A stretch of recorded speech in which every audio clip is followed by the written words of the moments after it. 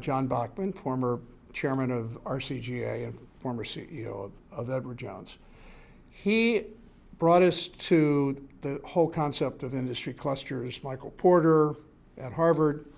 And when we looked at what the promising clusters were for St. Louis, one of the five that was sort of jumping off the page that no one knew a thing about was the category of plant and life sciences. And the rest of the world was starting to focus on biotech as an industry in region after region.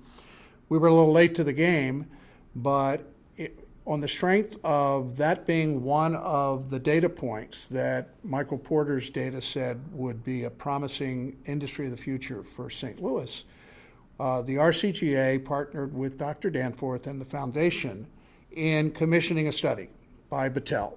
In the late 90s, when John Bachman was the chairman of the St. Louis Regional Chamber and Growth Association, he hooked us up with Michael Porter at Harvard, who was big on industry clusters. It was sort of the wave of economic development.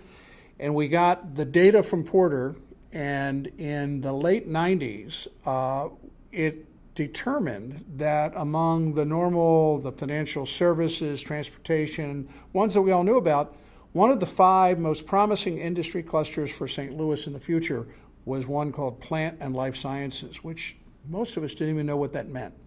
And on the strength of Porter's recommendation and Bachman's leading the charge, the genesis of what we now call the St. Louis BioBelt grew out of an emphasis that was emerging around the country on industry clusters. And John Bachman was chairing the Regional Chamber and Growth Association, then the CEO of Edward Jones.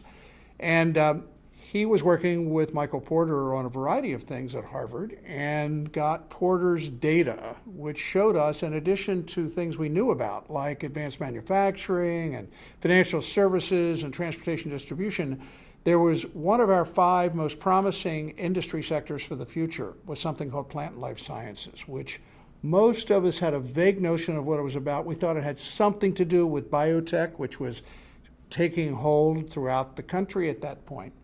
And on the strength of that data set, we researched who was doing strategy in this area, and we engaged the Battelle Memorial Institute out of Ohio, a think tank, to do a year-long, this would have been a period of about 12 to 15 months in late 98, 99.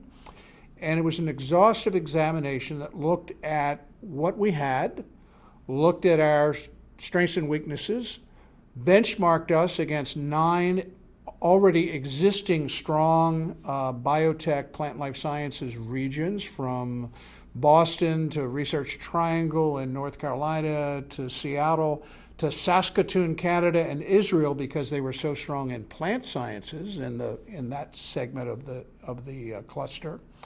And out of that came a conclusion that, based on some very particular strengths and addressing some particular gaps and weaknesses, if we got our act together, Battelle said we could be tops in the world in plant science and among the tops in the world in life sciences.